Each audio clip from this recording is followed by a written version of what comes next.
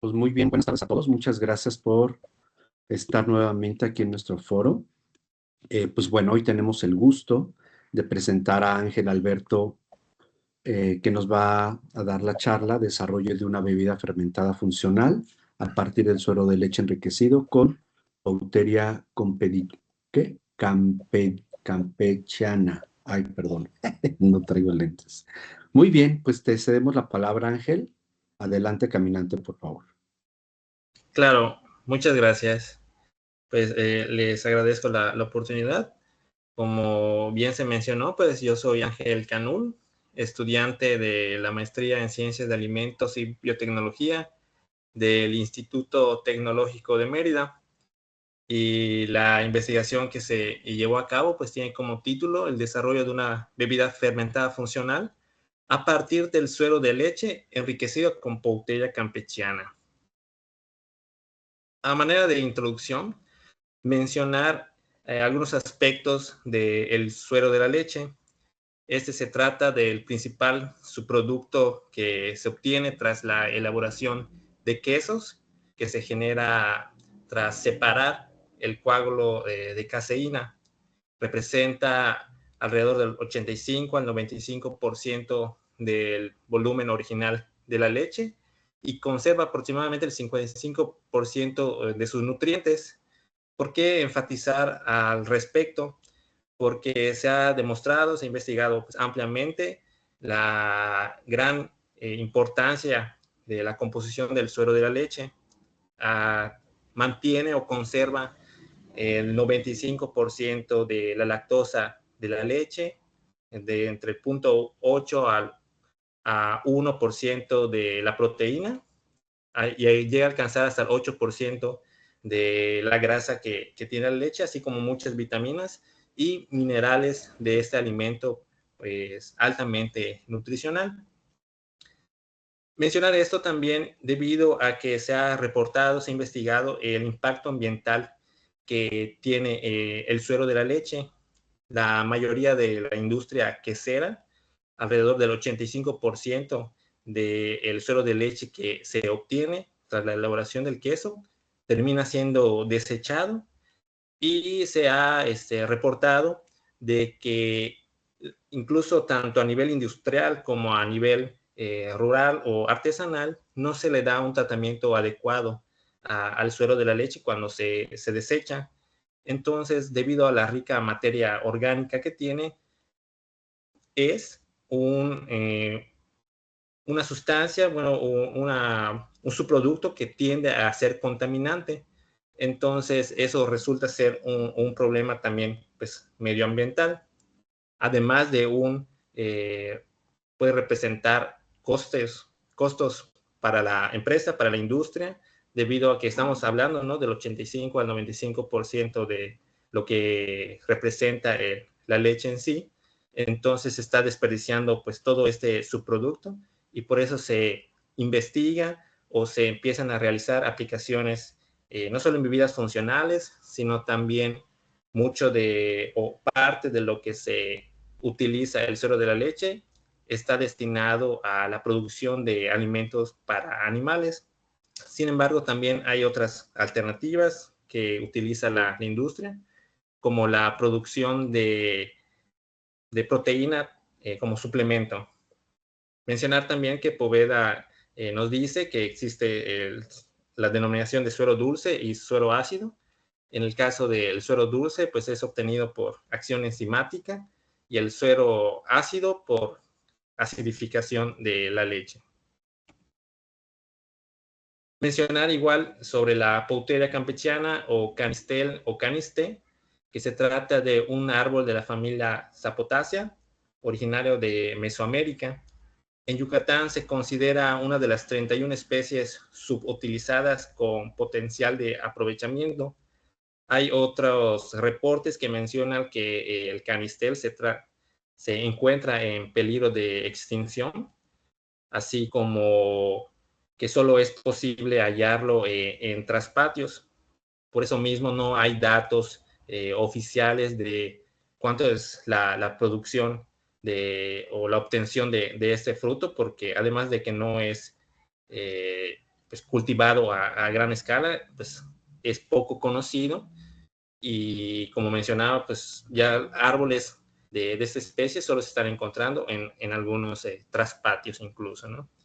Sin embargo, mencionar o hacer énfasis en el hecho de que este fruto contiene compuestos bioactivos con alto potencial antioxidante.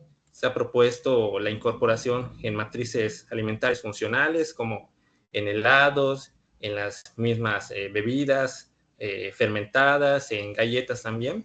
Esto para enriquecer el perfil antioxidante del alimento en sí, aportar color, sabor natural, y pues este enfoque, además de que da a conocer el fruto, también contribuye a la sostenibilidad.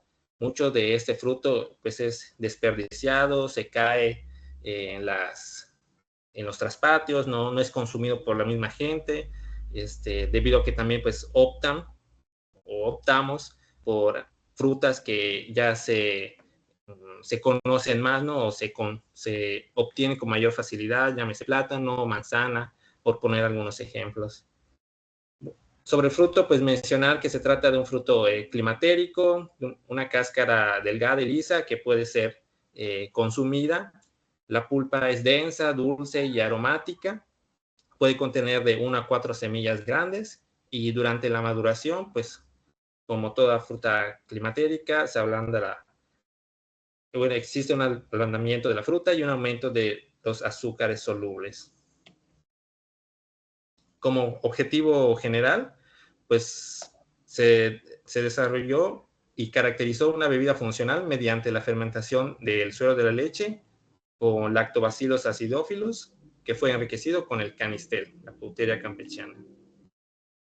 Dentro de los objetivos específicos se estableció formular la bebida a partir de la fermentación, como se mencionó, y de ahí elaborar 2 muestras más, estas tratadas, una al 2% con polvo de canistel y otra al 4%. De estas mismas se determinó la composición bromatológica y valores físico-químicos, se evaluó el contenido carotenoides presentes en las muestras, se determinó la capacidad antioxidante, se evaluó sensorialmente la bebida fermentada, control y tratadas, y también la evolución de las bacterias acidolácticas durante el almacenamiento, que fueron 21 días. La justificación de por qué diseñar una bebida fermentada funcional con este fruto, pues fue incrementar el valor nutricional y comercial de este subproducto lácteo, que como mencionamos se desecha a gran escala, y también fomentar el aprovechamiento de esta fruta subutilizada y también poco conocida.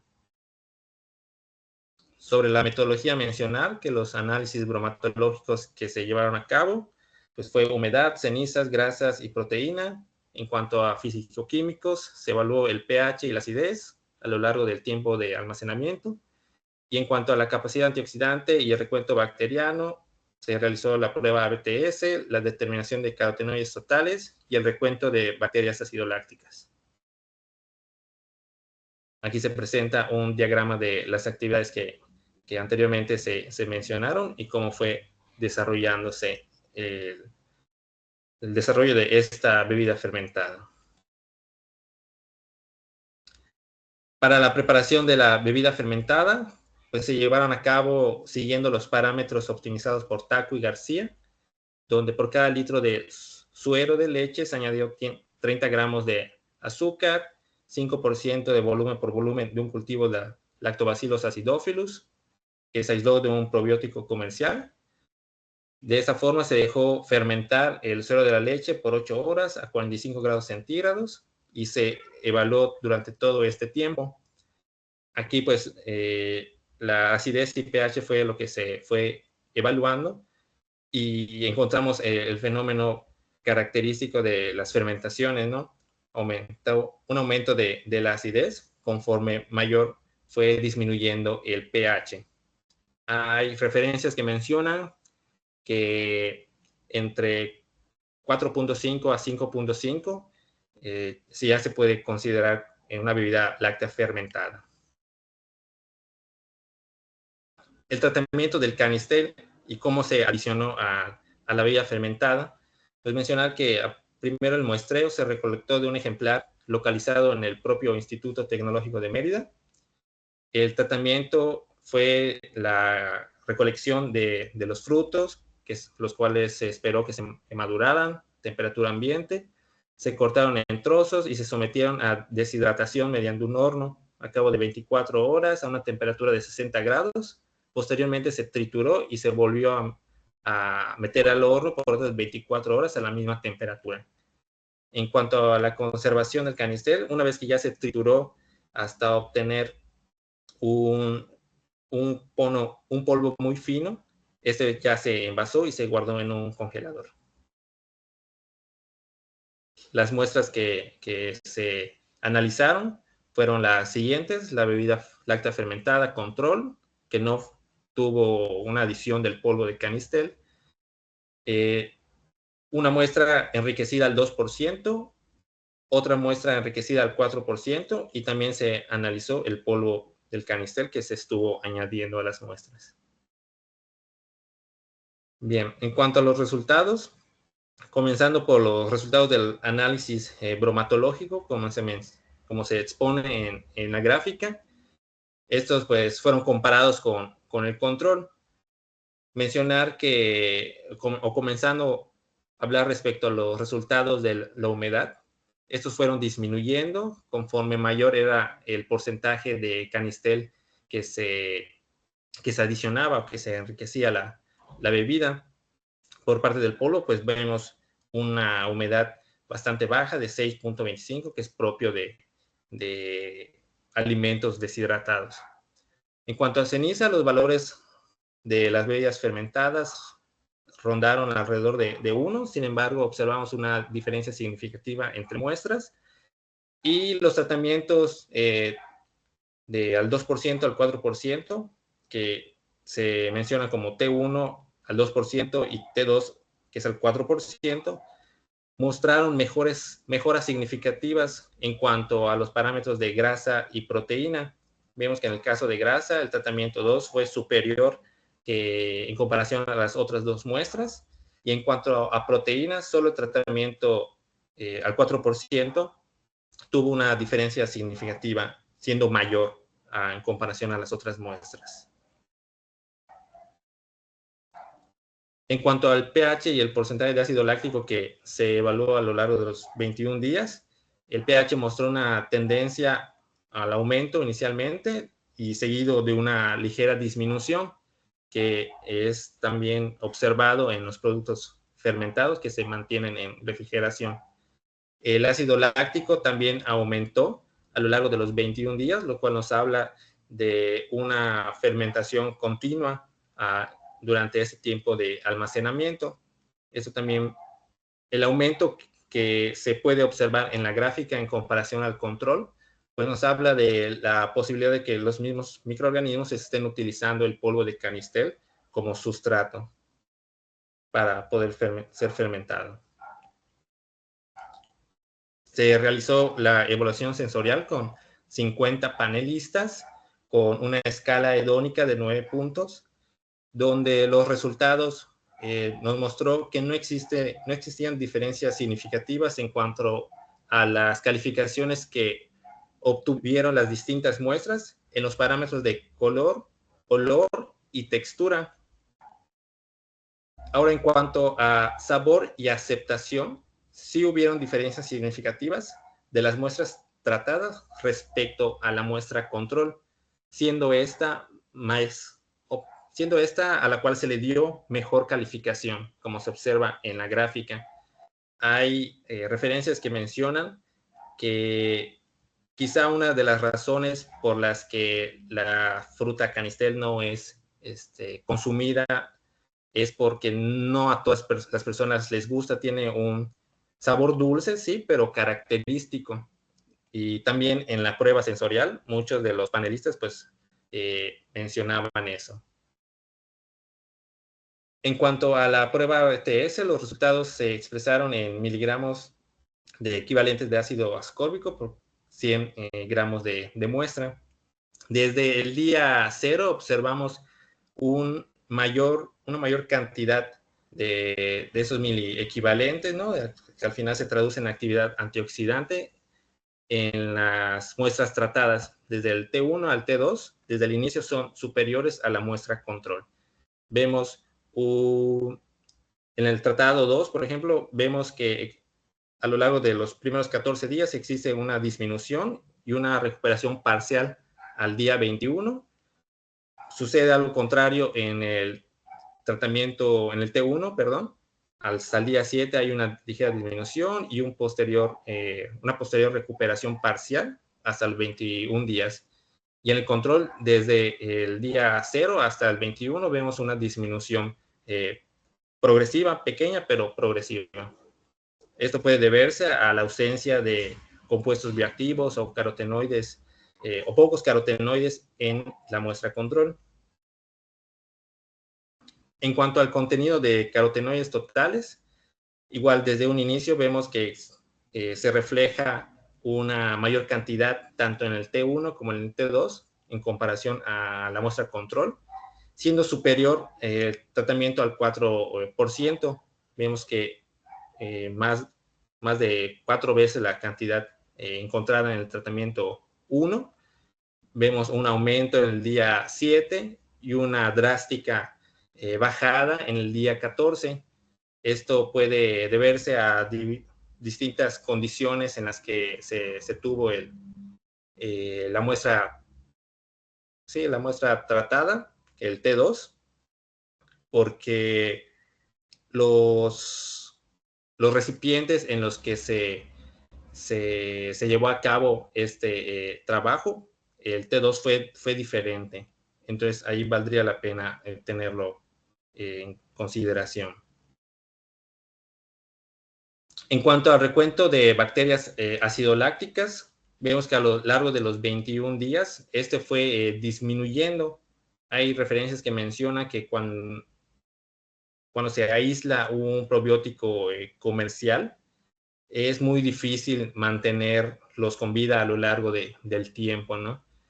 Sin embargo, en el día 21, el tratado 2 se estabiliza y deja de ser significativamente diferente con el día anterior, el día 14, ¿no? Perdón, la muestra analizada la semana anterior. Igual las referencias mencionan que pues, un alimento para que se pueda considerar probiótico debe contener al menos 6, esta referencia no menciona que 6 logaritmo base 10 unidades formadas de colonia. Y hasta el día 21 es cuando se encuentra ya por debajo de este valor. A manera de conclusiones, pues mencionar que se logró pues desarrollar la bebida fermentada a partir del suero de la leche, que fue el objetivo de esta investigación, y al enriquecerla con Pauteria campechana se estuvo aprovechando este subproducto lácteo, así como la fruta subutilizada. Mencionar que el tratamiento T1 y T2 mostraron también mejoras significativas en la composición bromatológica, especialmente en el contenido de grasas y proteínas, siendo el tratado 2 el más destacado. En cuanto a parámetros físico-químicos, el T2 tuvo mayor estabilidad en pH y presentó valores más altos de ácido láctico. La actividad antioxidante, como se mostró, fue mayor en el tratamiento 2 a lo largo de todo el tiempo de almacenamiento, así como el contenido de carotenoides, lo cual puede estar reflejado en el potencial que tiene el canistel a otorgar ingredientes bioactivos. En el recuento de bacterias acidolácticas se mostró una disminución progresiva en las muestras y, como se mencionaba, el tratamiento 2 ya reflejó una estabilización entre el día 14 y 21. Y en cuanto a la evaluación sensorial, el tratamiento 2, si bien fue bien aceptado en atributos de textura y color, la muestra control obtuvo una mayor puntuación global en sabor y aceptación.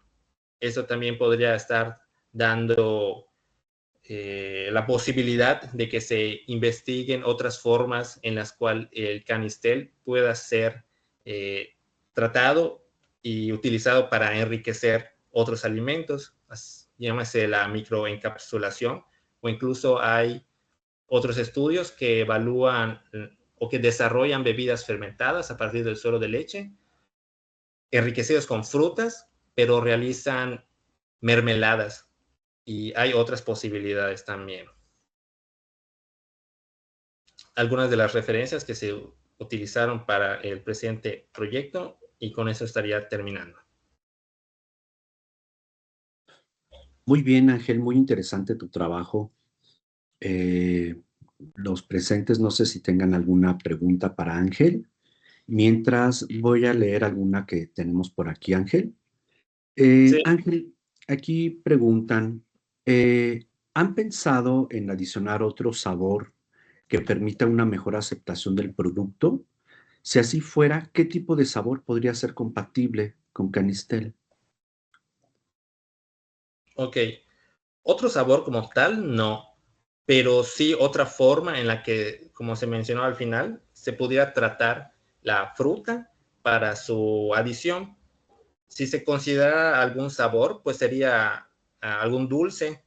También en alguna ocasión se pensó en adicionar ese extracto de vainilla para darle también ese sabor.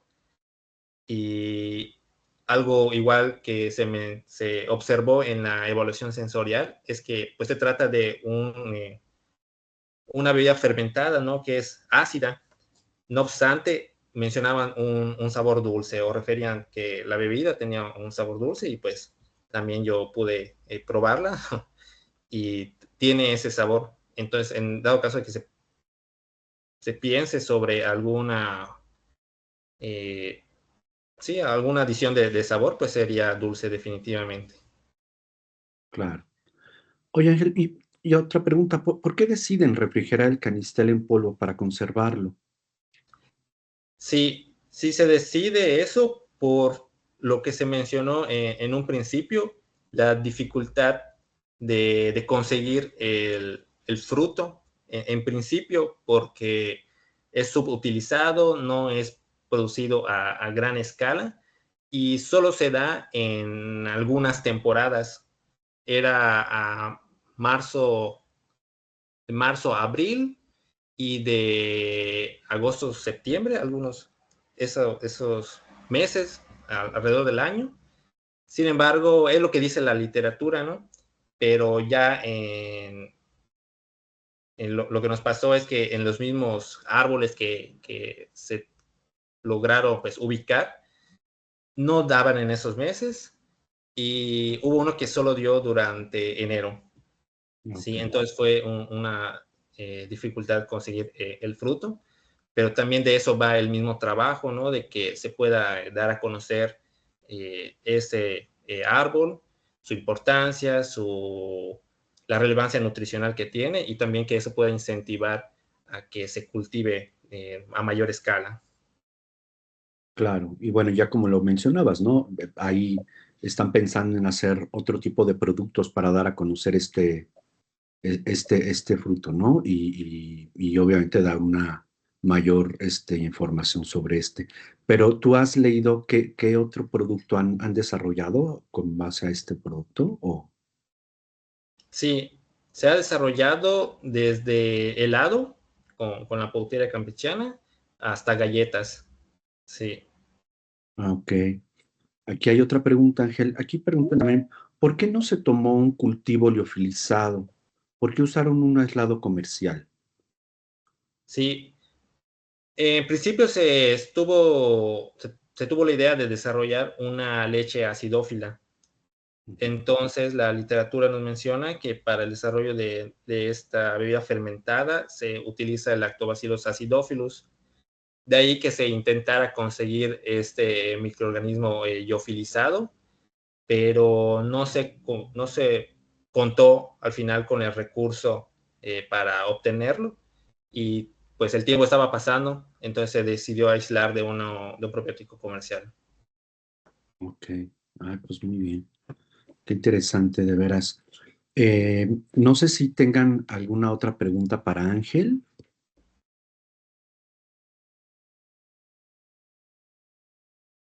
porque bueno, puede haber muchas, Ángel, de tu trabajo, ¿no? O sea, en el sentido de los diferentes porcentajes, ¿no? Que utilizan para el desarrollo de esta bebida y ver los efectos, ¿no? ¿Qué efectos podrían tener en esta parte sensorial, ¿no? A lo mejor si disminuyeran un poquito la concentración, quizá no sé si eso tenga tanto efecto sobre la parte sensorial, la concentración.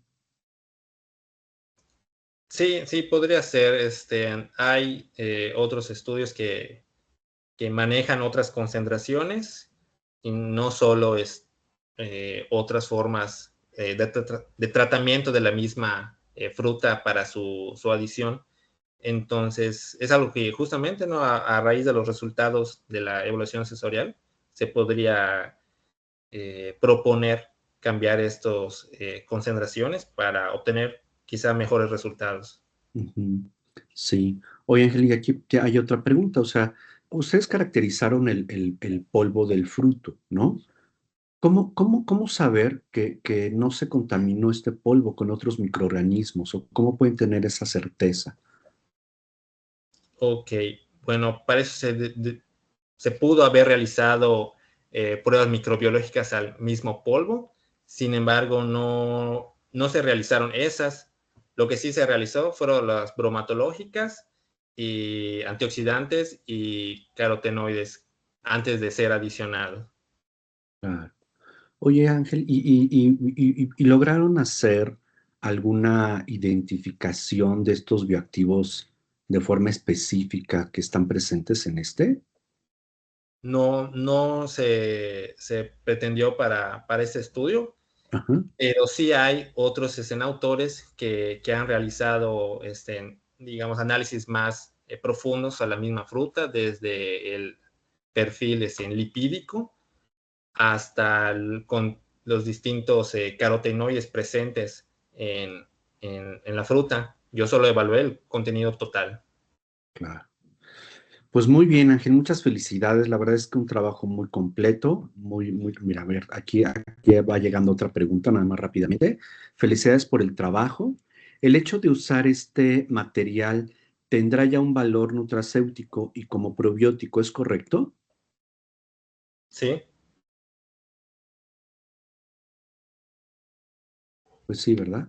Ya obviamente in situ, ¿no? Tiene estos componentes y las fibras. Pero bueno, muy bien, Ángel, pues muchísimas gracias.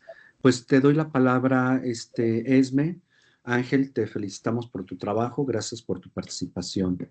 Pues continuamos con el siguiente trabajo.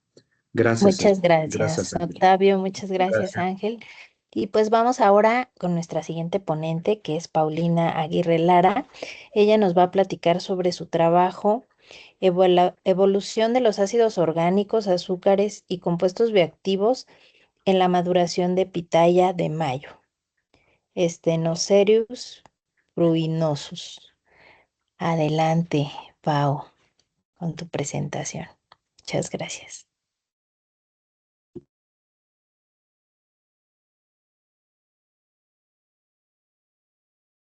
Ok, ¿me escuchan? Sí, ya te escuchamos y te vemos muy Vale, bien. muy Adelante. bien, perfecto. Muchas gracias y pues muy contenta de verlos otra vez y de estar aquí con ustedes. Como comentaba Esme, hoy les voy a platicar un poquito más acerca del trabajo titulado Evolución de los ácidos orgánicos, azúcares y compuestos bioactivos en la maduración de la pitaya de macho. Y quiero comenzar con esta diapositiva, es una de mis diapositivas favoritas y la verdad que me ha ayudado bastante en el tiempo que he estado trabajando con pitayas. Primero, para contextualizarnos, sobre todo en el fruto que nosotros estamos trabajando, y segundo, para mencionar la riqueza que México tiene en cuanto a cactáceas. México tiene alrededor de 700 especies diferentes de cactáceas, de las cuales 85% son endémicas del país. En mi caso, la verdad es que en un inicio, cuando yo comencé a trabajar, pues les mencionaba incluso en el Congreso, ¿no? Viniendo de la costa, pues finalmente yo estaba acostumbrada a ver cocos y mangos, pero muy poco de cactáceas. Y es finalmente cuando me mudo a vivir hacia el centro del país que comienzo a conocer toda esta riqueza y a identificarla y a maravillarnos, ¿no? De que tenemos toda esta diversidad y que muchas veces no somos conscientes de ellos. Y bueno, finalmente les pongo 4 ejemplos. Tenemos a estenoceuros, giloceuros y opuntia. Finalmente, con la que yo trabajo es estenoceuros, la pitaya, y en específico del trabajo que hoy les voy a platicar un poquito es estenoceuros pruinosus, que es la pitaya de mayo, y muy específicamente de la mixteca poblana. Existen otras variedades, tenemos querétaroensis, tenemos grisius también en México, pero bueno, finalmente hoy nos vamos a enfocar en esta variedad. Tenemos también giloceuros y selenoceuros, que es conocida como pitahaya o la fruta del dragón, que es la que pueden observar. Déjenme ver si puedo activar mi puntero.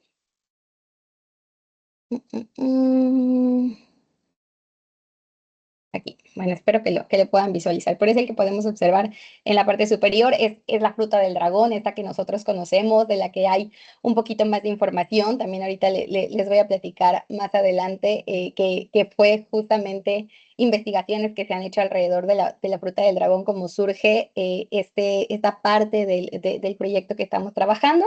Y pues tenemos opuntias, ¿no? A la tuna, tanto Choconoshle como la tuna roja, que solemos conocer y que pues es parte incluso de nuestra identidad nacional, ¿no? Son frutos que finalmente nos representan, característicos y que como nos vamos a dar cuenta, pues a lo mejor muchas veces no han sido incluso lo suficientemente explorados.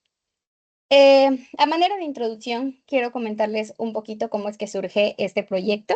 Les platicaba que pues, las pitayas son frutos de varias especies del género Stenoceuros, pertenecen a las familias de las cactáceas, y en el caso de Stenoceuros pruinosus, de la pitaya de mayo, pues tiene este bonito y característico color rojo en su pulpa, la cual se debe a la presencia de betalaínas. Las betalaínas son estos pigmentos nitrogenados que se pueden clasificar en betacianinas, que producen estas tonalidades rojas, y betajantinas, que producen tonalidades amarillas.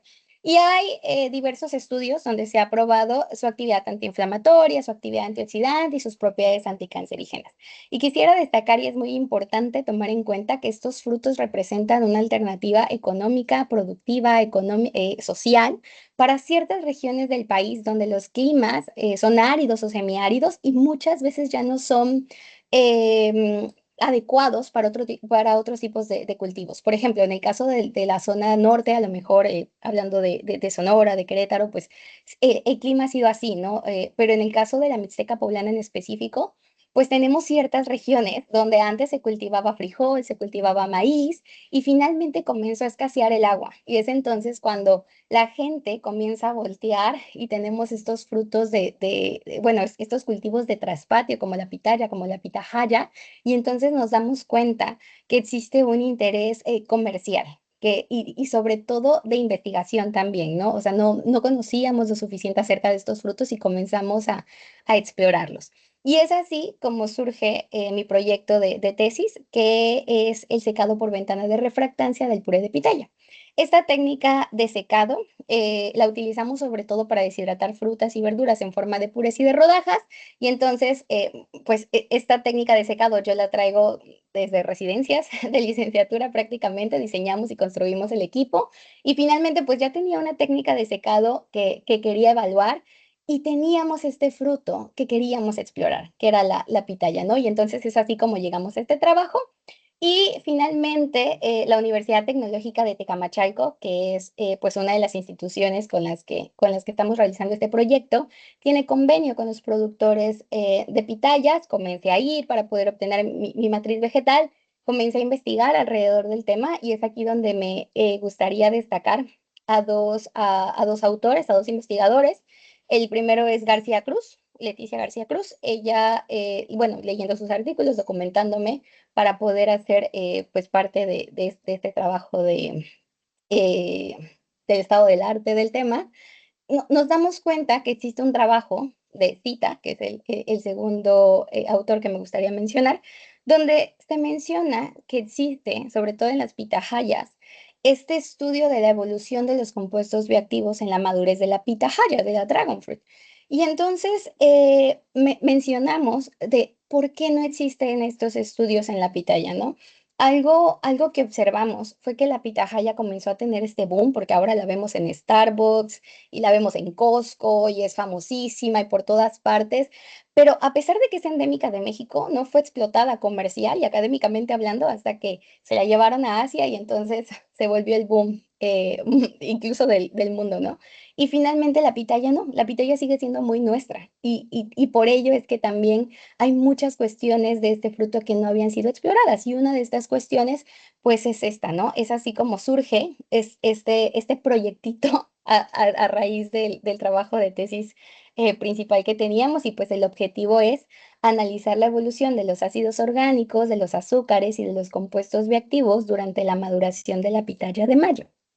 Y bueno, como les comentaba, pues nosotros ya teníamos esta cercanía con los productores. Comencé a ir para buscar mi matriz vegetal y a partir de que surge este proyecto, pues entonces comenzamos con toda la parte del muestreo de la marcación. Lo que hacíamos era ir, bueno, fuimos entre febrero y mayo del 2024, pero llegamos a inicios de febrero y lo que realizamos fue observar las flores que estuvieran completamente abiertas, como pueden observar en las imágenes, y las marcábamos. Teníamos un sistema de marcaje y finalmente marcábamos flores abiertas, marcamos alrededor más de 100 flores, fueron las que se marcaron en este periodo. Y bueno, lo que hacíamos entonces ya era ir cada 15 días para obtener diferentes estadios de madurez y a través de un sistema aleatorio, pues recolectar las muestras. Y son las que ustedes pueden ver en las imágenes, ¿no? Podemos observar diferentes estadios de madurez. Ahorita más adelante va a tener un poquito más de sentido, como es que vemos algunos frutitos que están blancos y luego comenzamos a ver cómo empieza a colorear de este tono rojo y pues finalmente hasta llegar a nuestra pitaya madura, que es la imagen que pueden ver hacia el final. Toda esta pulpa fue liofilizada y se trasladó a España. Mi trabajo de tesis está realizándose en Cotutela con la Universidad de Cádiz en España y fue allá donde hicimos todo este análisis de compuestos bioactivos. Una primera cuestión que realicé fue la optimización del proceso de extracción de betalainas, pues como les comentaba, toda esta parte, finalmente yo también tenía que desarrollarlo para la evaluación de las muestras que estaba obteniendo de deshidratación, pero pues también nos ayudó para este proyecto. En este caso evaluamos dos metodologías de extracción o dos técnicas de extracción, tanto por microondas como por ultrasonido.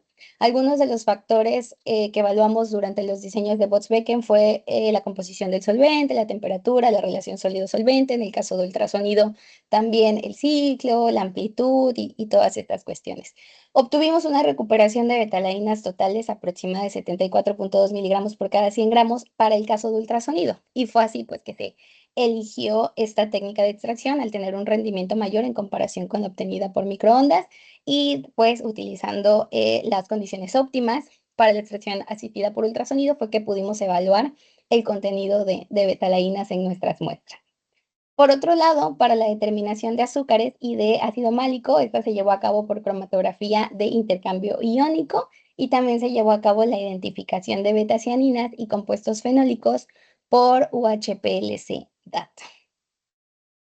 Les muestro entonces algunos de los resultados que obtuvimos. Esta es la evolución de los ácidos orgánicos y los azúcares durante la maduración de la pitaya de mayo. Como podemos observar, la glucosa son los cuadritos azules, la fructosa son los triangulitos verdes y las cruces negras son el ácido málico. Y pues podemos distinguir que la fructosa y la glucosa incrementó entre 8 y 10 veces.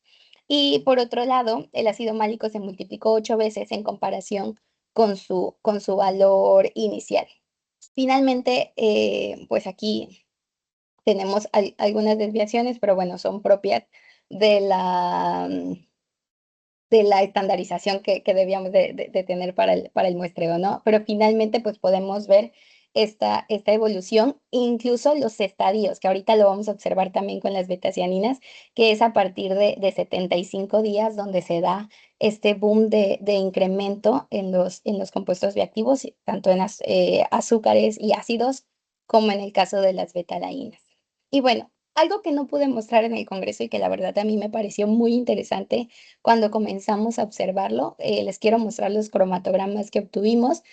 Por supuesto, este trabajo todavía tiene una segunda parte. Vamos a trabajar un poquito más en el método cromatográfico para poder evaluar incluso mejor de lo que lo hemos hecho. Pero bueno, aquí tenemos estos cromatogramas y estos primeros son para los compuestos fenólicos. Estos fueron evaluados tanto a 280 nanómetros como a 320 nanómetros 15 días después de la antítesis. Y quiero que vean que, pues, sobre todo a 320 nanómetros tenemos perfectamente bien marcados estos piquitos. En cambio, hablando de betasianinas, tanto betalainas que fueron evaluadas a 538 nanómetros como betajantinas que fueron evaluadas perdón, sí, a 483 nanómetros los 15 días después de la antítesis, pues no tenemos un marcajo, ¿no? Prácticamente no existen. Y si recuerdan, cuando les mostré las primeras imágenes, pues teníamos una pulpa blanca, ¿no? Tenemos una completa ausencia de betalainas, pero tenemos una pulpa rica en compuestos fenólicos. Sin embargo, cuando ya vemos o pasamos a los 75 días después de la antítesis, que también coincide con esta gráfica que les mostraba, que fue a partir de los 75 días donde tenemos este incremento de azúcares, sobre todo, pues podemos ver que para los compuestos fenólicos comenzaron a disminuir. Ya no tenemos ni a 280 ni a 320 picos importantes, pero comenzamos a ver para el caso de betacianinas y de betajantinas que se asomaban estos picos que podíamos observar, sobre todo de betanina y de filocactina. Entonces, pues comenzábamos a ver esta disminución de compuestos fenólicos, pero este incremento de betalainas, hasta que finalmente llegamos a los 100 días después de la antítesis, que es el último estadio de madurez que nosotros pudimos evaluar. Tenemos tanto a 280 como a 320 nanómetros ausencia de compuestos fenólicos, pero ya tenemos bastante bien marcados nuestros picos correspondientes a las betalainas y a las betacianinas identificadas, tanto a 538 como a 483 nanómetros. Y entonces este comportamiento, la verdad es que fue bastante interesante de identificar. Finalmente existen todavía bastantes cositas que podemos seguir haciendo. Por supuesto, este tipo de estudios, pues no podemos solo evaluar un año, ¿no? Hicimos también un muestreo durante el 2025 que vamos o esperamos poder evaluar a inicios del siguiente año. Y otra cosa importante que me dejó también el Congreso de Cucal, y que es justamente lo interesante y lo bonito de poder compartir con diferentes personas y escuchar diferentes puntos de vista, pues fue, ¿por qué no también comparar, ¿no? Comparar con estas variedades que existen en México. Ya tenemos información de Phenoceros proinosus, ¿por qué no compararlo con Querétaroensis? ¿Por qué no compararlo con otras variedades que existen en diferentes partes del país, ¿no? Tomar en cuenta también cuestiones climatológicas, cuestiones del suelo, que son importantes y que por supuesto pues deben de tener un efecto en estos resultados que podemos ver. Entonces, bueno, eso sería todo de mi parte. No sé si alguien tenga alguna pregunta.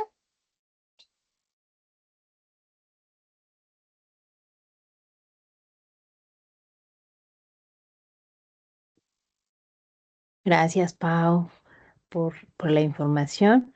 Nos escriben por aquí en el chat un trabajo muy interesante. ¿Cómo crees que pudieran afectar los cambios en ácidos orgánicos y azúcares durante la maduración que mencionas a la estabilidad y aceptabilidad de productos elaborados a partir de pitaya de mayo? Voy. Creo que está en el chat, ¿no? ¿Cómo crees que pueden afectar los cambios en ácidos orgánicos y azúcares? Finalmente, pues la pitaya, perdón, es un fruto con una alta cantidad de azúcar. Entonces, algo muy bueno si nos enfocamos sobre todo a estabilidad y aceptabilidad de productos elaborados. En cuanto a la estabilidad, es por ello que recurrimos muchas veces a algunas técnicas como la deshidratación, si es una cuestión de conservarla.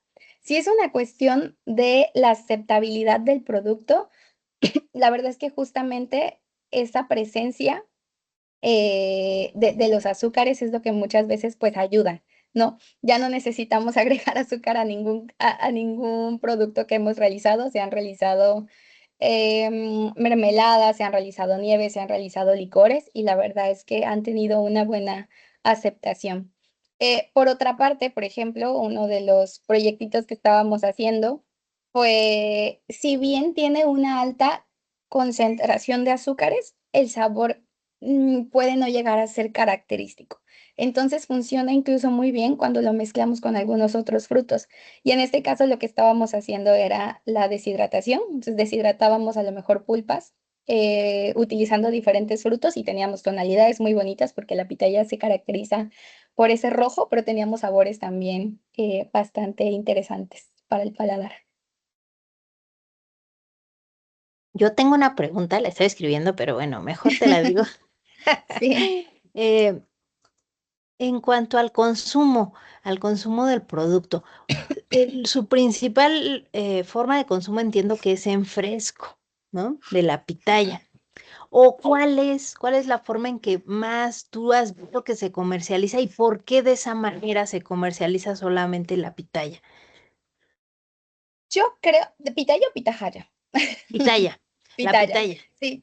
La pitaya, yo pienso que es que no se ha explorado justamente a manejarla de otra forma que no sea en fresco. O sea, yo diría que incluso, por ejemplo, es difícil que tú viviendo en Veracruz, en Guerrero, en zonas alejadas del centro, que llegues a consumir pitaya, por ejemplo.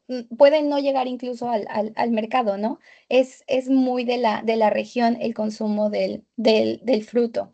Pero incluso alguien por ahí también, creo que era de Durango o de algo, me decía, ay, no sabía que en Puebla habían pitayas. Entonces puede llegar a ocurrir esta cuestión con el fruto. Yo creo que no se ha explotado comercialmente, por eso es que no la vemos más que en fresco. Ahorita esa es mi percepción del comercio, ¿no? Contrario a la pitahaya, que ya tiene una mayor explotación comercial y la vemos en todas partes, ¿no? Les digo que la bebida esta de Starbucks rosadita que utiliza pitaya liofilizada es súper popular, ¿no?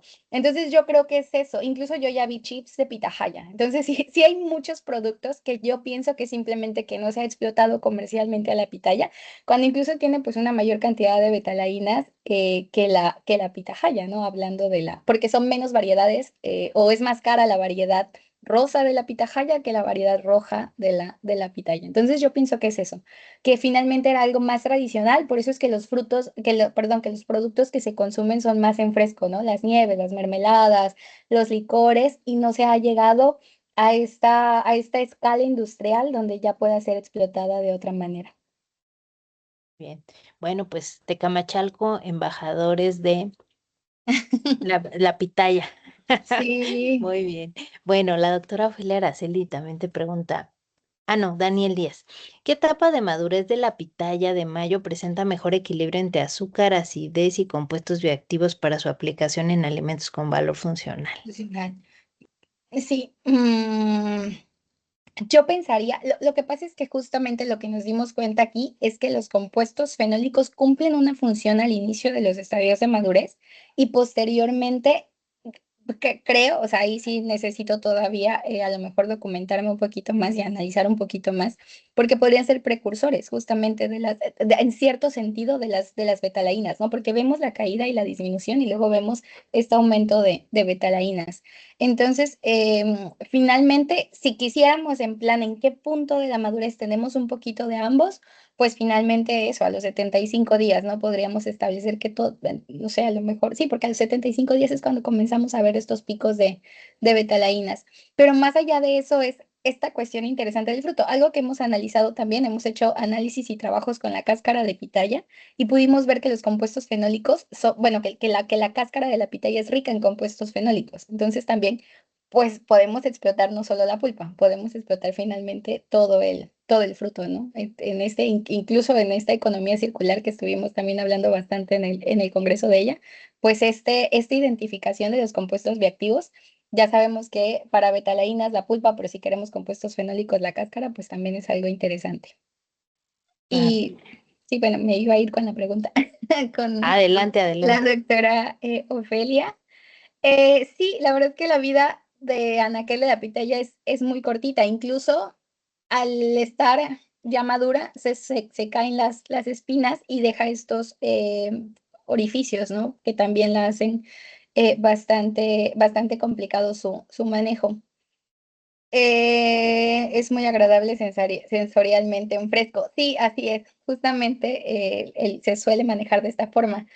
Pero nos hemos dado cuenta que podemos hacer también otros productos y podríamos mantener. Algo que vimos fue que las betalainas, por ejemplo, son estables.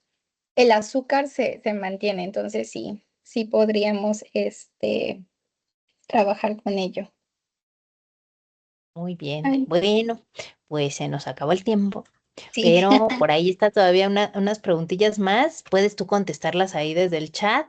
Y ok. pues muchas gracias, Pau, por la presentación y pues a seguir promoviendo el consumo, ¿no? Del producto, Sí, sí, con sí, todos esos gracias. productos ricos que hacen ustedes. Bueno, pues pasamos a la siguiente presentación para la cual la doctora Fanny Concha nos hará favor de presentar a nuestro siguiente ponente. Adelante, Fanny. Hola, muy buenas tardes a todos. Muy interesantes trabajos hasta ahora. Y pues bueno, es para mí el día de hoy un honor presentar a Carla Barrera, del Tecnológico Nacional de México, con sede en el Instituto Tecnológico de Mérida, que nos hará el honor de presentar el trabajo denominado Desarrollo de un salami cocido enriquecido con Ishpuut Balam Solanum Irtumbal. Adelante, Carla. Hola, buenas tardes a todos. Me permito compartirles la pantalla con la presentación.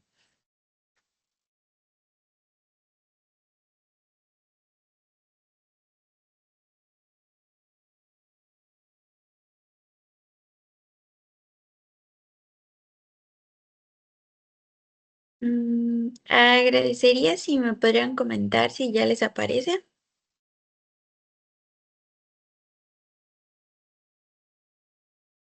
Ya, Carla. Perfecto.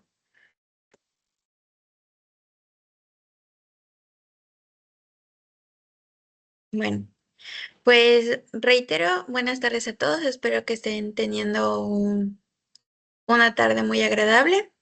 Me presento, soy Carla Margarita Barrera Cervantes y les vengo a hablar acerca del proyecto de tesis, desarrollo de un salami cocido enriquecido con salam irtumbal, Eshput-Balam, a cargo del asesor Víctor Manuel Toledo López.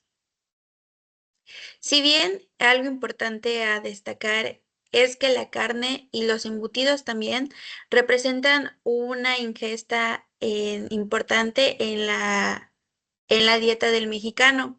Esto va de la mano con la disponibilidad que tenemos de las proteínas de alto valor biológico que se encuentran en la carne. Aunado a esto, vemos que también tiene vitaminas del complejo B, como la vitamina B12, que nos ayuda pues a diferentes funciones vitales de nuestro cuerpo.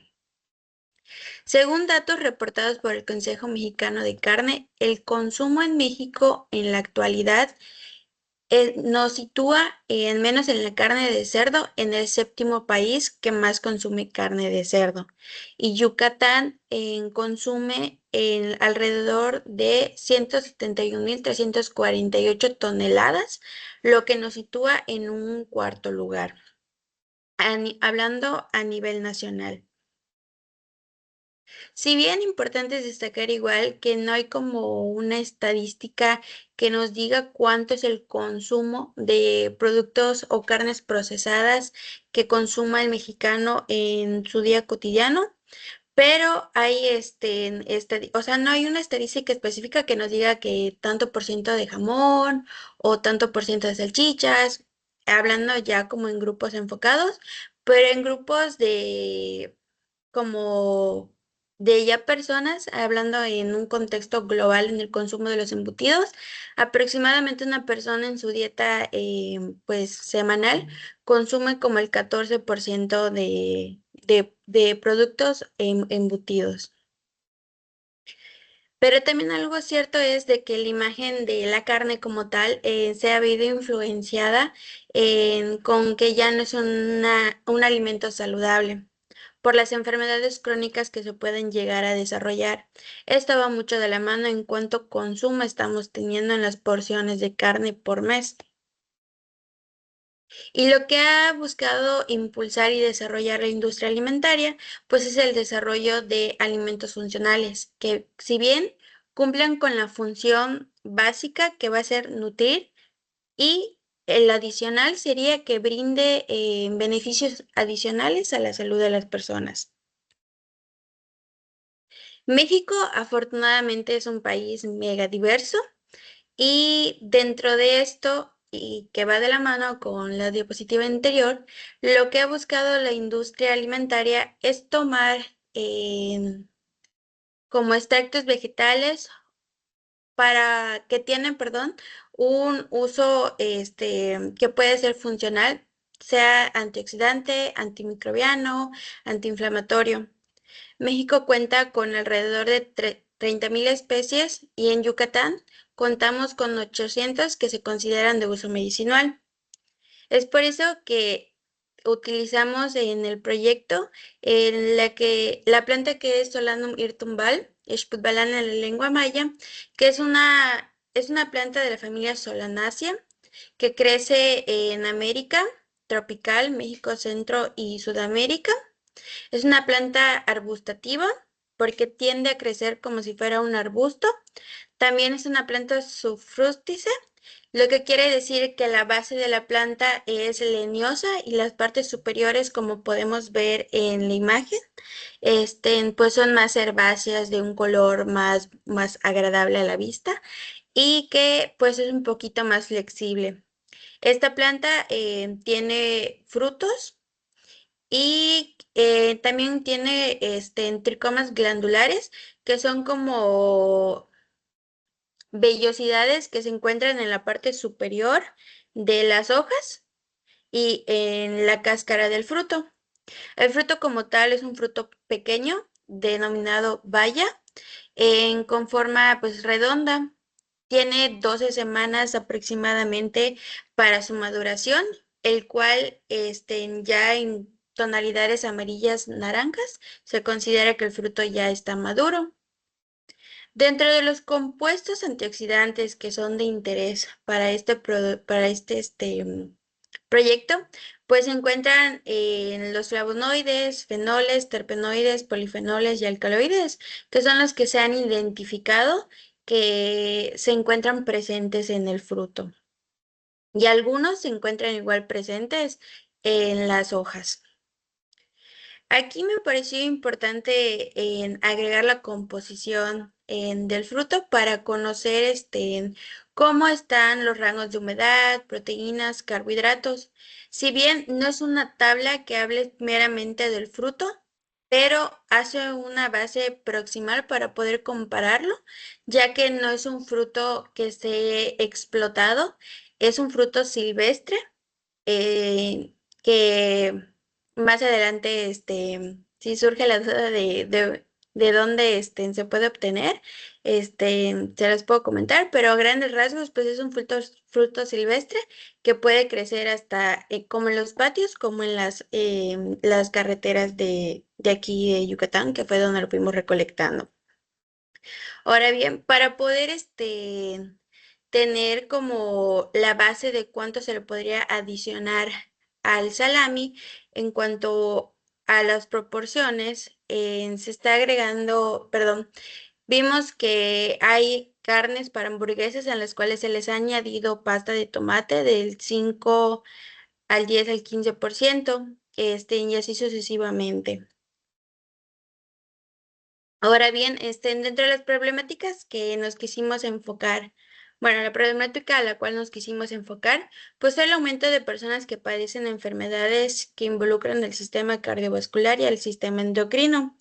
Dentro de las causas que pudimos empaparnos, está los radicales libres, el estrés oxidativo y una alimentación deficiente, lo que como consecuencia nos da el origen parte de los orígenes de las enfermedades crónicas como la diabetes y la obesidad.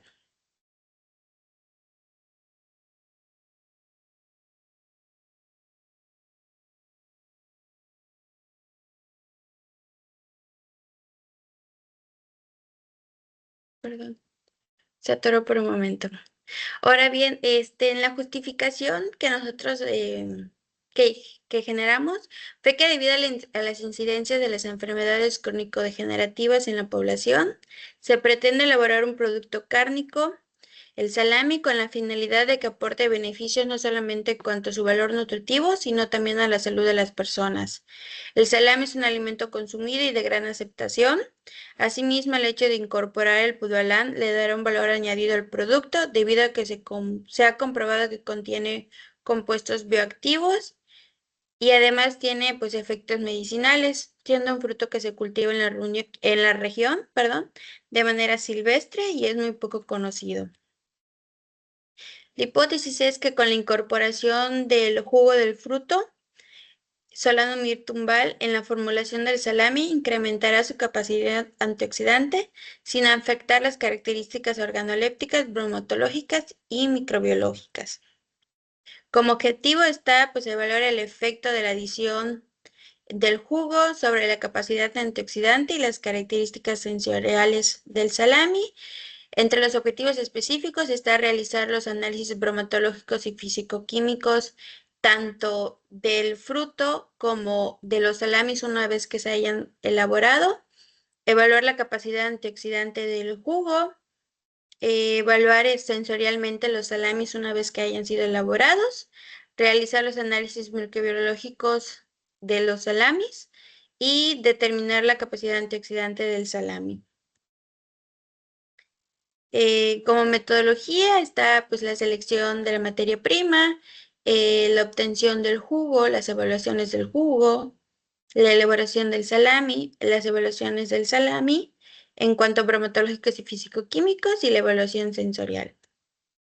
Dentro de los resultados obtuvimos en que de la obtención del jugo del fruto obtuvimos un rendimiento solamente del jugo de un 54%. De ahí el 36% se dividía entre cáscara y semilla y lo restante era la pulpa del jugo.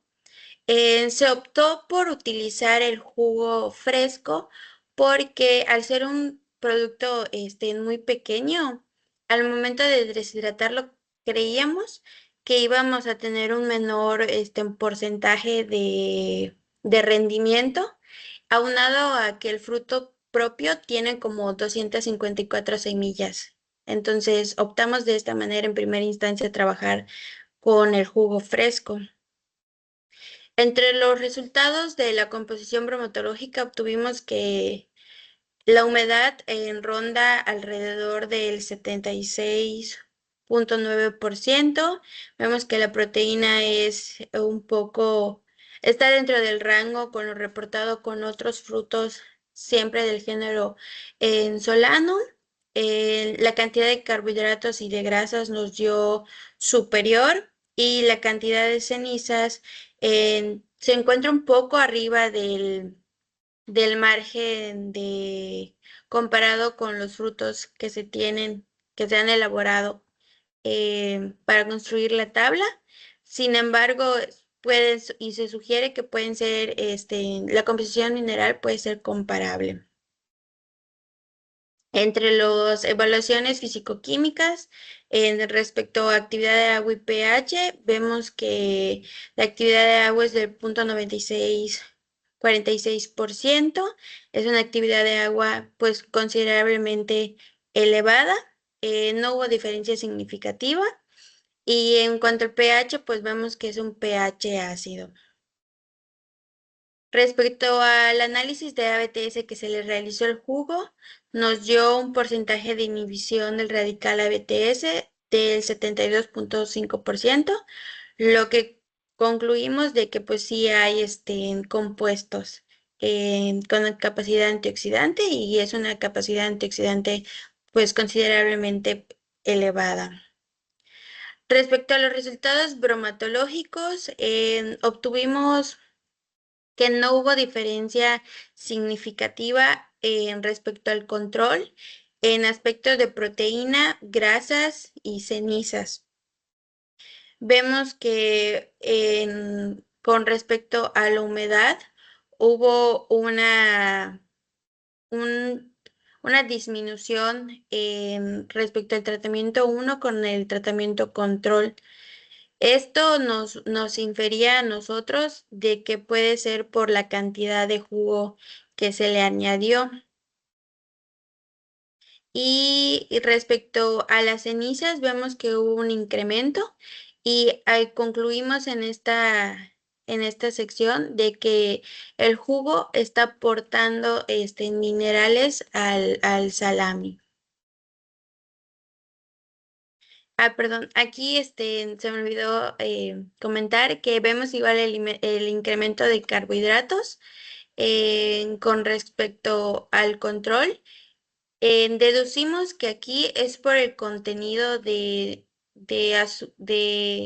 sólidos en el jugo el momento que se le agregó, que serían los azúcares. Por eso vemos como inducimos que es por la adición del jugo. En donde vemos las diferencias significativas ya de manera gráfica, pues vemos que el tratamiento 1 no es, perdón, significativamente la diferencia respecto al tratamiento 2 como con el control. Y respecto a la actividad de agua que se midió, pues no hubo diferencia significativa con los salamis, tanto de los tratamientos con el control, lo mismo con el pH, no hubo diferencia significativa entre los salamis con la adición del jugo al control. Se realizó la evaluación sensorial con 45 panelistas, de los cuales no eran panelistas entrenados, eran panelistas que habían consumido previamente el salami y por gustos que habían probado del mercado, pues fueron invitados a participar, teniendo la premonición de que ya sabían cómo es la textura del salami y demás. La escala hedónica que se utilizó fue de 9 puntos y pues afortunadamente arrojaron los resultados que no hubo diferencia significativa del control, perdón, de los tratamientos con el control en ninguno de los atributos evaluados, lo que nos infiere de que hasta el 5% es un buen porcentaje de adición que se le puede añadir al salami y es aceptado por los panelistas. Y como conclusiones, pues tenemos que el jugo demostró contener los compuestos con capacidad antioxidante, lo que respalda el empleo del potencial como ingrediente funcional en productos cárnicos. Dentro de se determinó en la composición proximal del jugo, estableciendo una base sobre su valor nutricional. La adición del jugo en la formulación de las concentraciones 3 y 5%. Tuvo una ligera disminución en la proteína y grasas, pero manteniéndose dentro de los parámetros aceptables para los productos procesados. Contenido de cenizas presentó un aumento proporcional a la concentración del jugo, lo que sugiere un aporte adicional de minerales por parte del ingrediente vegetal, y los resultados de la evaluación sensorial indicaron que pues, no hubo diferencia significativa entre el salami control y los tratamientos, confirmando que la adición del jugo no afectó negativamente la aceptación del producto. Y muchísimas gracias por su atención. Muy bien, Carlita, interesante trabajo. Vamos a ver si tenemos aquí algunas preguntas del público. Dice, muchas felicidades. ¿Tendrá algún efecto el enriquecimiento de Solanum hirtumbal sobre la estabilidad microbiológica y la vida útil del salami cocido durante el almacenamiento? De momento no hemos podido evaluarlo, pero esperamos que sí ayude a prolongar la vida útil del salami durante el almacenamiento. El jugo por sí propio, de las últimas pruebas que se le han podido realizar, hasta los 21 días vemos que no hay actividad de microorganismos. Entonces, creemos que eso pueda traslaparse al momento que se adicione al salami pueda prolongar igual la vida útil, porque igual dentro de las actividades o características que se le ha otorgado es antimicrobiano también. Entonces esperamos que sí pueda brindarle esas propiedades. Muy bien, Carla. Dice otra de las preguntas, dice, ¿en qué medida considerarías que la adición de Solanum hirtumbal contribuye a la actividad antioxidante y a la reducción de la oxidación lipídica del salami cocido durante su almacenamiento?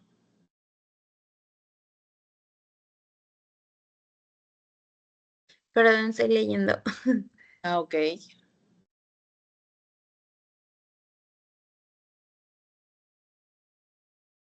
Mm, yo siento que ayuda en el aspecto de que reduce un poco la grasa con la que se está, o sea, porque el propio salami pues ya tiene como grasa incluida, ¿no? Entonces siento que ayuda como a contrarrestar en los radicales que se podrían generar por eso y a la oxidación propia que se da del producto. Como tal, en sí, sí pretendo igual hacer pruebas de oxidación lipídica como la de T-Bars, para poder evaluar igual de forma más concreta, si está viendo la reducción lipídica en ese sentido. Ok. Tenemos otra pregunta, Carla dice, si el producto presenta sellos por la adición de azúcares del jugo, ¿consideras que eso afectaría su percepción por el consumidor al limitar poder publicitar sus beneficios funcionales? Es una pregunta muy interesante. Creo que sí podría influir un poco en la parte, pero creo que igual habría como el aspecto de cuestionarse de por qué están los azúcares o algo por el estilo. Pero sí considero que podría ser una limitante quizás. Ok, hay otra pregunta, dice felicidades. Dice, ¿el salami que elaboraste tiene una etapa de fermentación y maduración? No, el salami que elaboré es cocido. No lleva, no tiene una etapa de fermentación o de maduración. Ok, muy bien. Yo sí tengo una pregunta. Carlita, ya sabes que a mí me gustan los bichitos. Sí. Cuando tú empleas la NOM 213, ¿qué microorganismos en específico evaluaste? Porque no dices Eh, perfecto. sí. Como tal, no ha habido la oportunidad de poder evaluarlo por unos pequeños incidentes que hubo de corriente en el laboratorio del TEC, pero los que pensamos que estamos evaluando para poder ver qué hay de respecto a la NOM 213 es Listeria, Salmonella, creo que eran como los parte de los dos porque había otros igual, pero esos son parte de las evaluaciones que se piensa hacer. Ok, yo te recomiendo que busques también, aparte de estos dos mencionados, a E. coli, ¿va? Sí. Sí, lo vas a encontrar porque pues ya ves que pues la carne que tú compraste por sí sola pues ya viene con su impronta de microorganismos, ¿sí? Y entonces Ya. es muy importante, ¿sí? Hacer esta evaluación microbiológica y porque de que vas a encontrar algo, vas a encontrar. Y te lo digo y te apuesto por ahí casi una cena, ¿vale? Sí, muchas gracias. Y es muy importante que puedas hacer esta evaluación microbiológica, ¿sí? Porque es casi lo que te va a dar el parámetro de si sí sale ese salami o no sale ese salami, Claro. Sí, ¿sí? muchas gracias, doctora. Bueno, pues pues no me queda más que felicitarte, muy bonito trabajo y Gracias. y pues buenas tardes, Carlita. Buenas tardes. Te cedo la palabra.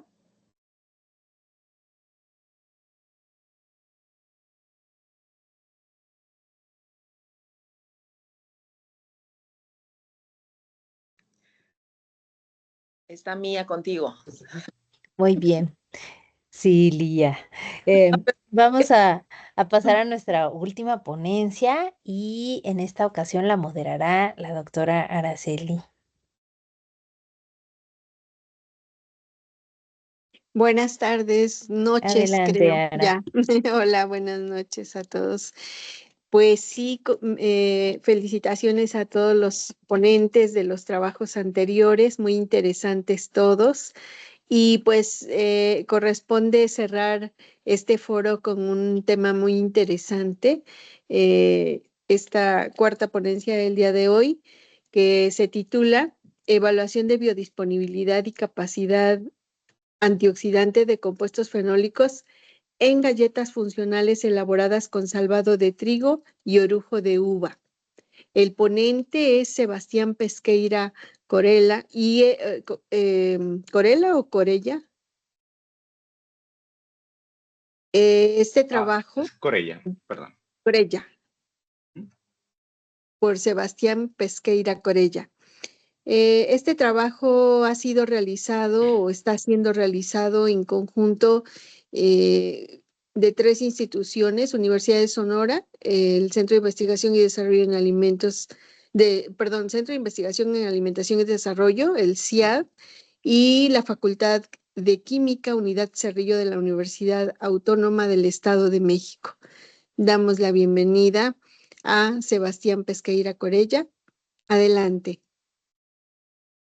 Hola, muy buenas tardes. Quiero agradecerle la oportunidad y el espacio y su tiempo. También mandar un saludo a todos los miembros de esta sesión para dar inicio a lo que es el tema de caracterización estructural por FTIR, biodisponibilidad y capacidad antioxidante de compuestos fenólicos en galletas funcionales elaboradas con salvado de trigo y orujo de uva. Yo soy Sebastián Pesqueira y este es el proyecto con el que no planeo titularme el próximo año, que entrando con el favor de Dios. Muy bien, vamos a dar una pequeña introducción acerca de cuál es la relevancia de estos dos productos o subproductos que se obtienen de la industria de la agricultura, lo que es el salvado de trigo y el orujo de uva. Hablando que el trigo es uno de los cereales más importantes a nivel mundial. Estuvo presentado por la OECD FAO del 2024 y constituye a un grano de entre el 80 y 85% de endospermo del propio trigo, que es de donde proviene la harina, ¿no? En el proceso de molienda en la industria.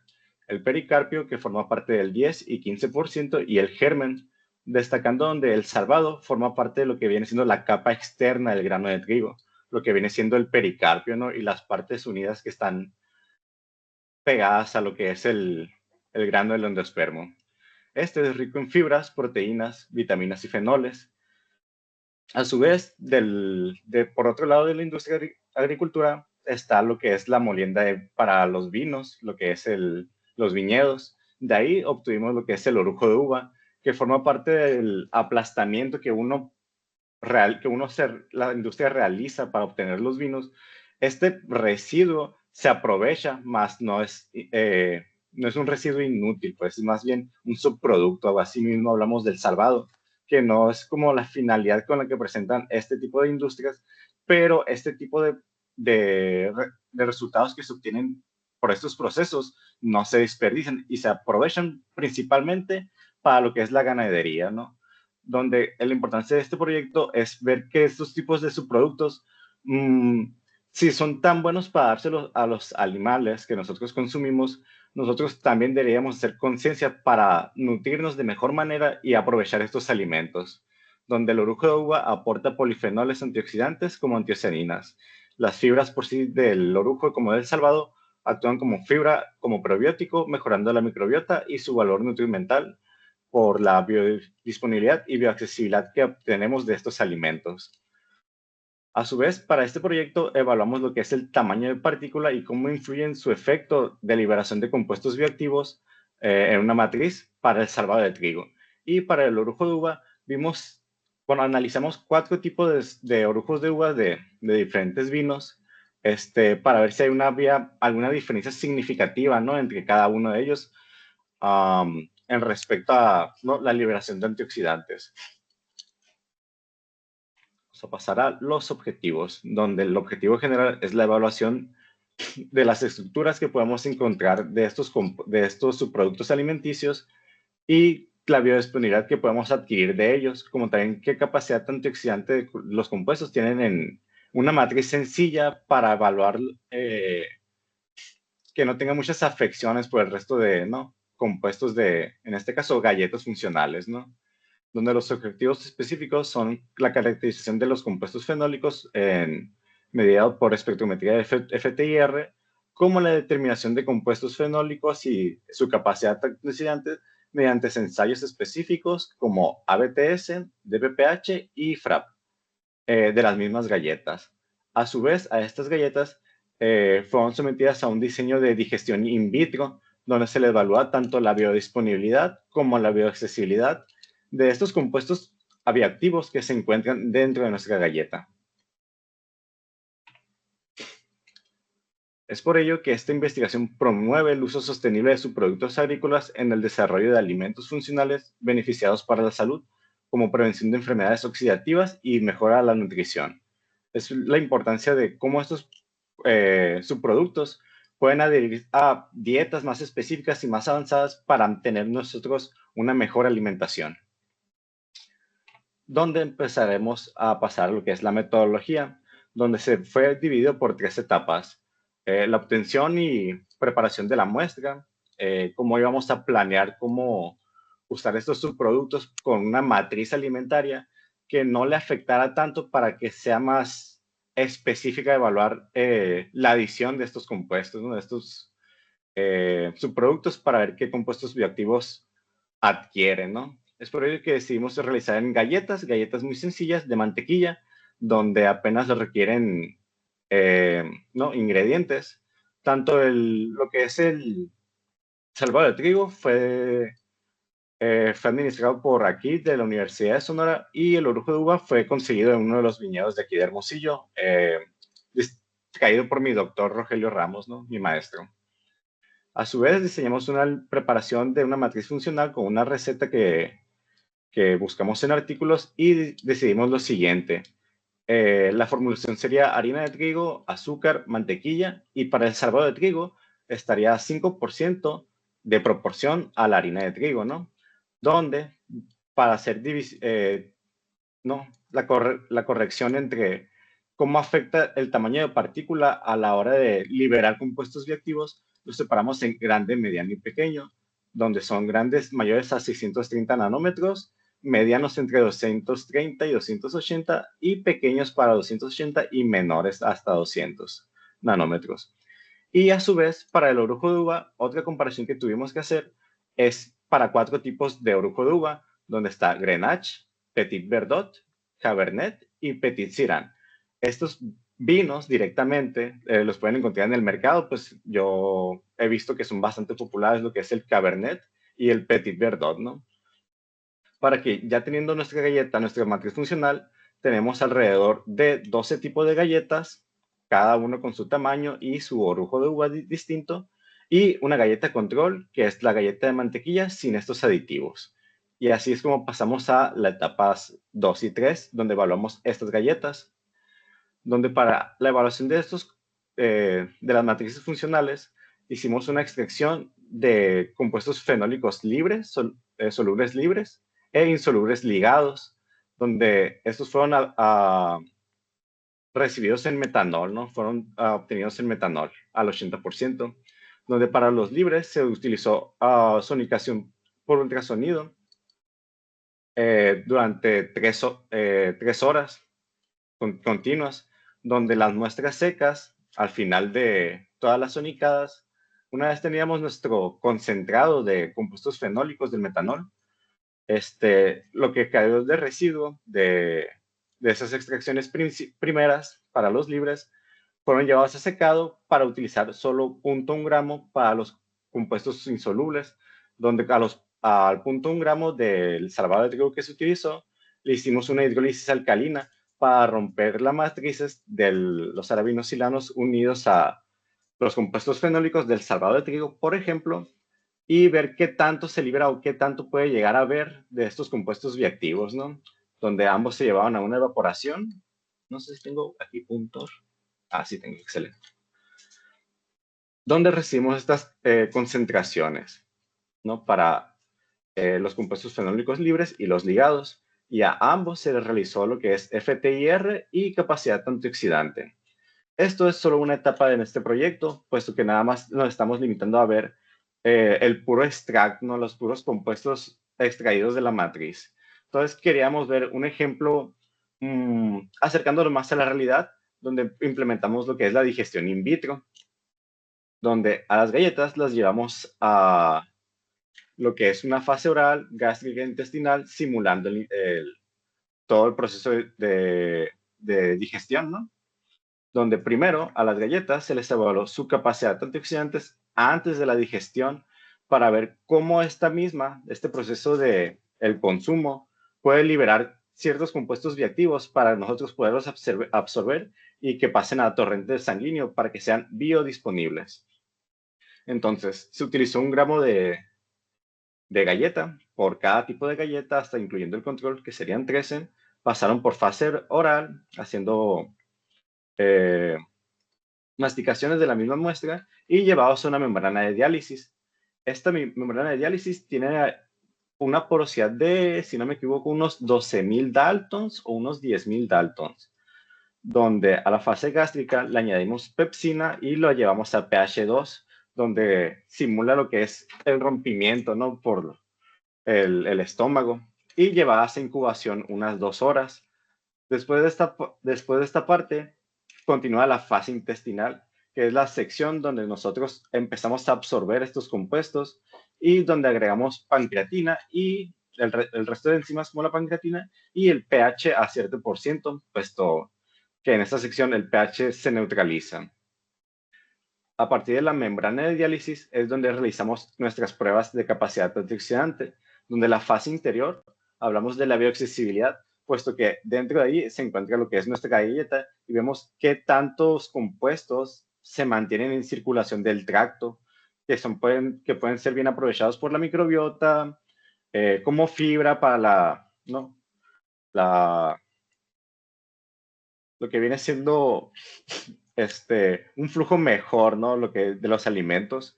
Y la fase exterior de esta membrana, que fue introducida en un tubo Falcon, la fase exterior es lo que pasa a través de la membrana, que por sí misma simula el intestino. Entonces, lo que pasa a través de ella viene siendo lo que se va a torrente sanguíneo, que es lo que hablamos de biodisponibilidad de estos compuestos bioactivos, donde ya una vez absorbidos los aprovechamos. Aquí tenemos nuestros resultados de transmitancia de FTIR, donde en la sección A tenemos lo que es GC, que es la galleta control, donde vemos varios picos, pues de que vienen siendo de harinas, de proteínas, por el huevo, demás. Y, por ejemplo, estos picos de aquí vienen siendo lo que es el extracto de metanol. Al fin y al cabo, son interferencias que muchas veces meten ruido a la hora de analizar estos gráficos. Y un ejemplo de una de las galletas con aditivo de salvado de trigo y orujo de uva es este de aquí abajo, donde podemos encontrar bandas más anchas, más pronunciadas, picos que antes no estaban, como por aquí. Y podemos encontrar ahí compuestos que vienen siendo, por ejemplo, el ácido ferúlico en su mayor cantidad, puesto que la matriz de todo el salvado de trigo está mayormente constituida por el ácido ferúlico. Podemos encontrar ésteres del ácido ferúlico de este lado, haciendo reacción con el resto de la matriz alimentaria, como ácido cafeico, ácido gálico, entre otros compuestos como flavonoides, quercetina, rebastrol. Y esta es una imagen muy buena que me encontré, donde podemos, ¿no?, darnos una idea de qué tipo de compuestos podemos encontrar. A su vez, adjunté una imagen que también habla de los ciertos compuestos como antocianinas, flavonoides y ácidos hidroxildinámicos que podemos encontrar en el orujo de uva, ¿no? Aquí podemos ver varios ejemplos. Para los resultados de las galletas a las que realizamos lo que viene siendo 3 pruebas de capacidad antioxidante, fueron ABTS, DPPH y FRAP, donde el por sí mismo tamaño de partícula da una influencia no lineal directamente al respecto del resultado de que obtuvimos de nuestros compuestos, de nuestras capacidades antioxidantes, donde a veces el tamaño más grande primordial, por ejemplo, en las pruebas de PPH, como a veces el tamaño mediano, donde tenemos que enfocarnos más en la hipótesis que adquirimos acerca de la teoría, donde por un tamaño de partícula menor hay más superficie de contacto, por lo que se esperaría, ¿no?, que se distribuyeran mejor los compuestos fenólicos, que se liberaran, pero a su vez de los tamaños más grandes, al ser una matriz más unida, más grande, estos compuestos fenólicos se liberan y se desplazan con el tiempo, ¿no? O sea, es una matriz que sigue liberando constantemente estos compuestos bioactivos, ¿no? Donde pues no podemos resultar, lo que viene siendo un resultado lineal, más bien depende de la preparación de la muestra. Y por último, de los resultados que obtuvimos de esta investigación fueron los de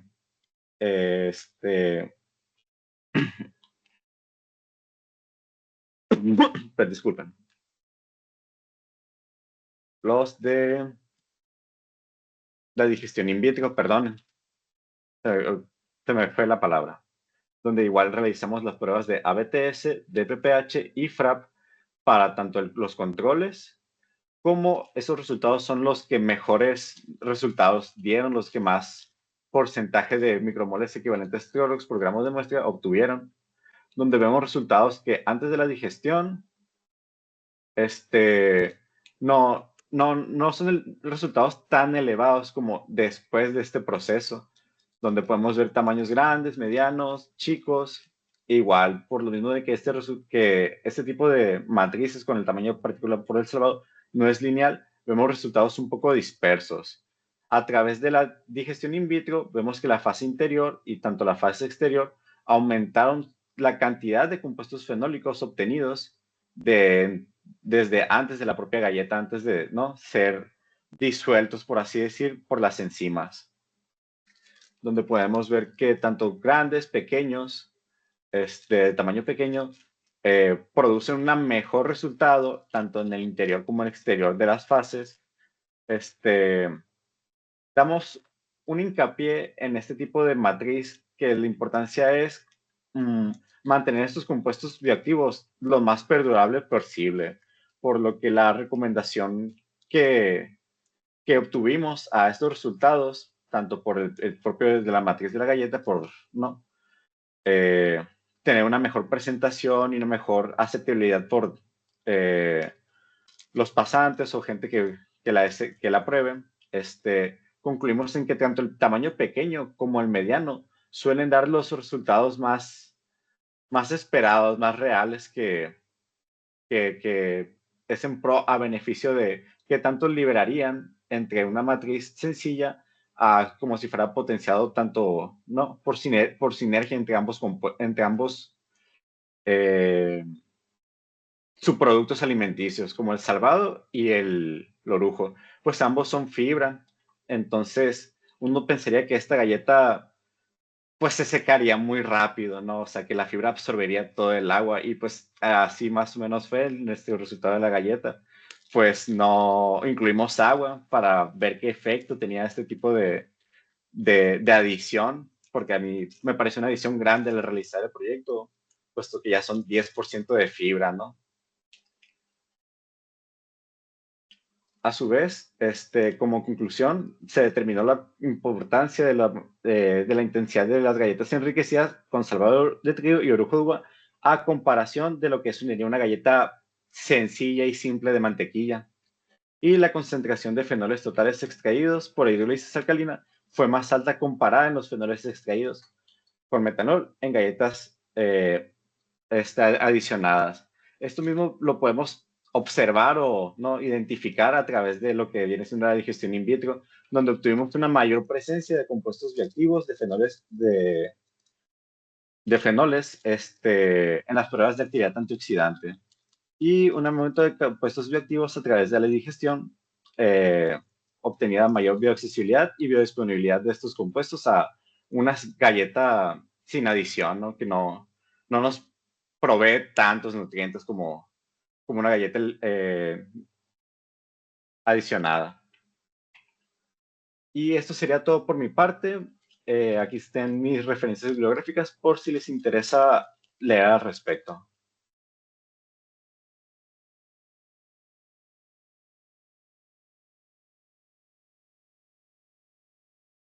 Muchas gracias por esta presentación tan interesante, donde estamos viendo la aplicación de estos materiales alimenticios que, pues yo en este caso tengo una pregunta. El hecho de utilizar el orujo viene a colación de la tendencia tan fuerte de aprovechamiento de residuos agroindustriales. ¿Es correcto esto? Sí, así es más para aprovechar estos alimentos y poder añadirlos en nuestra dieta, no solo, por ejemplo, en galletas, pues a mí se me ocurre, porque hasta se me antoja, lo que viene siendo el orujo de uva, como en una nieve, en un yogur, en algo así lácteo, ¿no? Algo que le agregue más sabor. Entonces, es como la importancia de esta investigación a fomentar, ¿no?, la inclusión de estos nuevos subproductos a nuestra alimentación. Así es, doctora. Claro, muchas gracias. Tenemos por acá una pregunta de parte de Virginia Reina Martínez Hernández. Te felicita por el proyecto, Sebastián. Dice así: felicitaciones por el proyecto, Sebastián. ¿Me puedes decir cuál es el grado de estudios y área de formación? En Sí, este caso, sí, sí, supongo claro. que el tuyo. Es que sí, por ejemplo, yo recién soy egresado de la licenciatura de Químico Biólogo Clínico aquí en la Universidad de Sonora, que es más el área clínica, ¿no? Puesto que también hay químico biólogo en alimentos, ¿no? Aquí en la Unison, como más áreas de la química, vaya. Y pues sí, me interesé más en lo que viene siendo los productos, la industria, ¿no?, alimentaria. La verdad me terminó llamando más ya para concluir mis estudios, pues sigo en la elaboración de mi tesis, ¿no?, de licenciatura, la verdad. Muy bien, pues muchas felicidades porque el trabajo es interesante y amplio en cuanto a lo realizado y lo presentado aquí. Hay otra pregunta de Esmeralda Paz Lemus. Considerando que es posible lograr colocar esta galleta en el mercado, ¿consideras que el consumidor podría recibirlo positivamente? De hecho, a la expectativa de no ver cómo va la recepción de este tipo de productos entre el doctor y yo y compañeros del Departamento de Investigación y Posgrado en Alimentos de aquí de la Universidad de Sonora, el DIPAM, me apoyaron y realicé un sensorial. Y sí, realizamos un pequeño sensorial que todavía no he concluido en analizar, pero la verdad es que no tuvo tan buena aceptación lo que viene siendo por tamaño de partícula de mayor a menor, la verdad. Incluso el control tuvo resultados muy similares, ¿no?, a la del menor tamaño, que fueron aceptables, pero la verdad, la mayoría muchas veces aceptó el control. La galleta de mantequilla así toda sin esos aditivos, ¿no? O sea, que si supiera puro azúcar, pues, porque la gente no aceptó tan bien, a lo mejor tanta cantidad de fibra, o a lo mejor otro tipo de matriz, ¿no? Estaría mejor preparar. Sí, bueno, finalmente en este momento se está explorando, ¿no? La la formulación, la forma en que se puede ir integrando este material. Muy bien. Tenemos otra pregunta de Daniel Díaz Bandera, quien pregunta lo siguiente: ¿cómo consideras que se pudiera relacionar la capacidad antioxidante de las galletas funcionales con la concentración de compuestos bioactivos sin comprometer atributos sensoriales clave como sabor y textura? Es una pregunta muy interesante, puesto que como aquí en este proyecto manejamos tamaño de partícula, a la hora de realizar las galletas, incluso hay dificultades durante el amasado por la propia fibra del salvado. Entonces, la recomendación que me dieron varios expertos del departamento del DIPAM fue trabajar con una matriz que no trabajara tanto el tiempo de exposición por la superficie de contacto del salvado, tanto como del orujo, y que sea un equilibrio más que nada, ¿no? Puesto que si dan texturas diferentes, por ejemplo, las del tamaño mediano, todavía se siente un efecto como crocante o así de que hace chispita la fibra, truena en la boca, ¿no? Como si fueran chispitas. Y las de tamaño pequeño era casi como si fueran el mismo tamaño de la harina, por lo que casi no se siente. Pero es importante evaluar ese tipo de escenarios, puesto que para gustos colores, ¿no? Ambas tuvieron muy buena aceptación, pero la favorita en el sensorial, por ejemplo, fue las del tamaño pequeño, que fueran más suaves. Muy bien. Sí, justamente hablando de lo que comentábamos hace un momento, de afinar algunos detalles de formulación, ¿no? Para poder, pues hacerla sensorialmente más aceptable. Muy bien. Tenemos otro mensaje de la doctora Cecilia Vázquez González. Te felicita por tu trabajo y hace dos preguntas. ¿El orujo confiere colores rojos o azules a la galleta? Más bien es una pregunta. ¿El orujo confiere colores rojos o azules a la galleta? Esa es una. Si gustas contestarla y ahorita te hago la segunda. Muy bien. Sí, le añade bastante color. La verdad, quedaron muy moradas. Quedaron así entre un tono entre rojizo. Entre el Petit Cirán quedaron rojizas, las Petit Verdot quedaron moradas, por el distinto uso ¿no? de los diversos vinos que recolectamos aquí en Hermosillo. Dan diversos tipos de colores, entonces eso también fue una no importancia a la hora de presentarle a alguien este tipo de galleta. Las Grenache eran más amarillentas, las Cabernet eran más rojizas, Petit Verdot era morado, Petit Syrah era rojas, ¿no? Entonces sí, es un tema de evaluar, ¿no? Qué finalidad le damos, ¿no? Al escoger, puesto que entre orujo de uva no hubo tantas diferencias significativas entre entre compuestos bioactivos presentados. Sí es importante para la matriz, ¿no? Al fin y al cabo.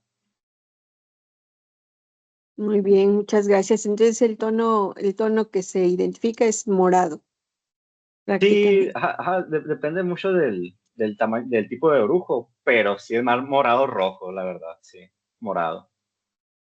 Muy bien.